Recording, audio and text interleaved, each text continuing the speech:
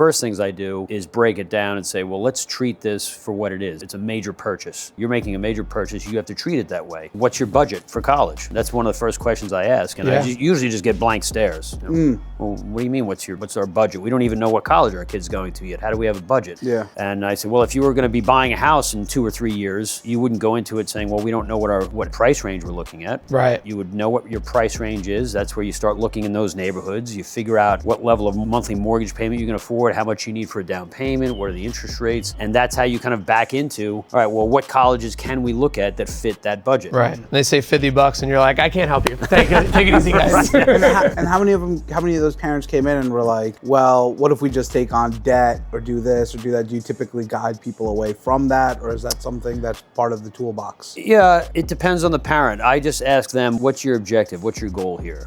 Because it's not up to me to tell them what they should do. It's up to them to decide. Where does college for our kids fall on the priority list? Yeah, how important is it? Right, and it's What are usually they going to school for? good question, right? If they're going to school and they want to be a teacher, right? Great occupation, but you don't want to spend $80,000 a year at Villanova for them to go be a kindergarten teacher and earn starting off at 40 grand a year. Right. So those things come into the equation, and again, it's treating it like for what it is. You're spending money for your child to acquire the skills to then go on and be self-sufficient. That's basically what it is.